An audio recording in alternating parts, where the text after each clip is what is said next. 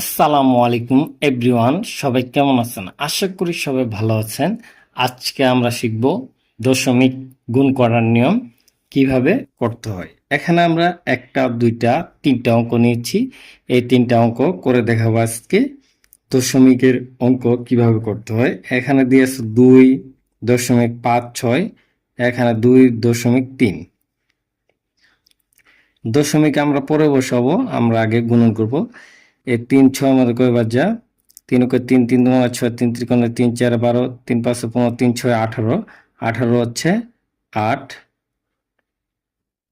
হাতে থাকে কত 1, 3 5 15 আর 1 16, 16 6 হাতের থাকে কত 1, তাহলে 3 ওকে 3 3 মানে 6, 6 আর 1 7।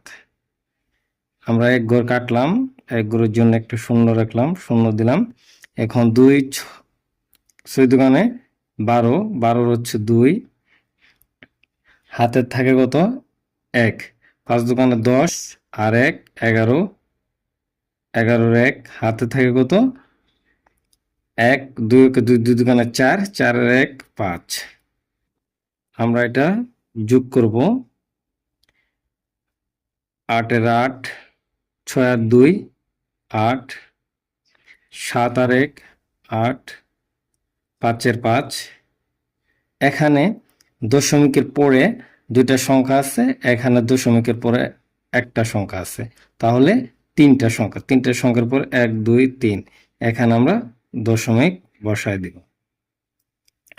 তার পরবর্তী অঙ্ক আছে এখানে 5.5 আর 3, 3 5 15, 3 5 কি 15, 15 5 হাতের থাকে কত 1, 3 5 15 আর 1 16। দশমিকের পরে কয়টা সংখ্যা আছে, একটা সংখ্যা, তার জন্য একটা দশমিক বসায় দিলাম এখানে। তার পরবর্তী আছে 2.3 3.2, এখানে আমরা 3 দোকানে 6, এখানে 2 দোকানে 4, 4 এর 4 এক ঘর কাটলাম।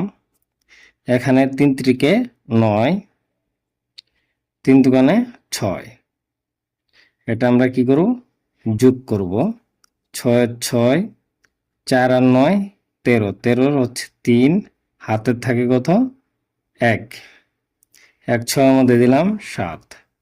তাহলে আমরা এটা করতে পারি, দশমিকের পরে একটা সংখ্যা আছে, এখানে আছে দশমিকের পর আরেকটা সংখ্যা, তাহলে দুই সংখ্যার পর এখান থেকে 1 2, দুইটা সংখ্যার পর আমরা দশমিক বসাই দেব।